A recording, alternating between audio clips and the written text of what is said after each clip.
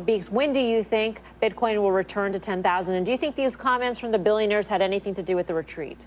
I don't think they had anything to do with the retreat. If anything, it probably added to the Bitcoin Illuminati, who actually would not want Buffett and Munger to be in this. But let's take a look about this. You know, when are we going to get back to 10,000? Predictions are very difficult about the future, but let's give it a shot here. Here we are. We've had this tremendous rally off the lows. Remember, this was 6,000. That was Easter weekend. I got to tell you, so I do believe Bitcoin is going to break 10,000. This dip, as you can see on the chart, is just a small dip, and he's right. The billionaires had nothing to do with this. And like I said, if it continues to go down, I will be buying more. For those of us who are in the market, that was a pretty tough weekend, but we've rallied significantly. 10,000 coming in just about right there. That's resistance. I still think we head higher. Remember, we got a couple catalysts coming up, most particularly next week here in New York, Blockchain Week in New York. We have the Consensus Investment Conference coming up. That's the biggest conference of the year. That is typically very positive for cryptocurrencies. All right, so you've all heard BK's passionate defense of Bitcoin, but who is actually right here? And I don't understand how that conference does anything, but let's finish out this segment. Here, the crypto baller or the Oracle of Omaha. Let's vote. Tim, what do you say? Well, I mean, first of all, it was BK against the world, really. So good job, BK. I give BK the win, 2-1. Again, I think the almost hyperbolic claims about Bitcoin were easy to have a thoughtful discussion about today, and I think that's what we've done. Dan. I'm with BK Coin over here. Nice. I think this is kind of silly, but let's let them continue. I just want to say that, you know, I mean, listen, these guys are legendary investors. I think what's going on is very different. What's going on with BK and his pals over in Bushwick, you know, it's going to be something that they'll probably be writing about for 50 years, you know, or in 50 years, that sort of thing. So I don't know why you'd be a skeptic when the top 4 coins have a $440 billion, or, you know, the total coin market cap is $440 billion. Let's be optimistic here. Guy, clean sweep? When it comes to crypto, BK is greater. That's a greater than sign, Yes, greater than the Oracle. Understand. These guys are hilarious. And look, BK's written books.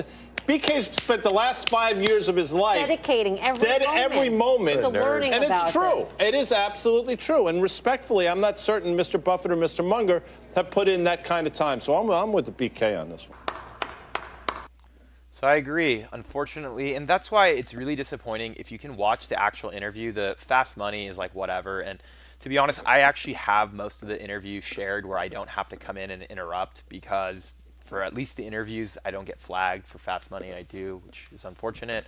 But the one that I'm the most disappointed about, because they do make a great argument where Warren Buffett and Charlie Munger are geniuses, but they do not have the patience or whatever, the intellectual curiosity to actually understand the technology, and you can kind of see that in their arguments. The one I'm sad or a little bit upset about is Bill Gates. Bill Gates also just agreed with them, and I would think Bill Gates understands more about technology, but let's just be honest, his development of Microsoft happened back in the 70s and the 80s. So it's changed a lot, and because, you know, once you become super duper wealthy, he probably, like I said, hires a bunch of technical people, and his own technical background diminishes. And I'm sure people who work for giant tech companies can agree to this, that a lot of the older management is just, they lose that plasticity in their brain and just understand less and less about the new emerging technologies, and that's why they hire a bunch of young people to do all the work. So I do agree that BK had better defense. If you do have a chance, go through my other videos I posted.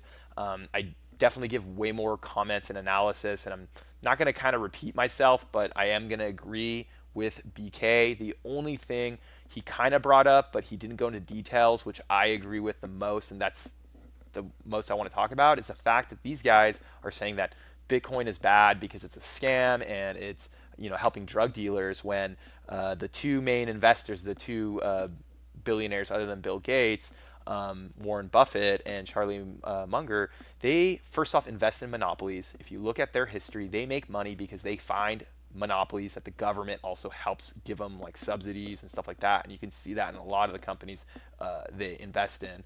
So and if you do have time, you can find Max Kaiser. He actually does a great job of talking about how Buffett uses monopolies to his advantage. So these guys are already kind of making a lot of their wealth off of monopolies. And then one of their main cash cows was Wells Fargo, who scammed and stole money from people. And I actually have an uncle who had like 7 or 8 checking accounts just open for no reason. And fortunately, my uncle's very well off, so whatever money they scammed, it was no big deal. He did stop his banking with Wells Fargo, so obviously it was stupid of Wells Fargo to do that, because they would, Wells Fargo makes a ton of money off of people who just leave their money cash sitting in their account and they go lend it and make 10 times on the loans.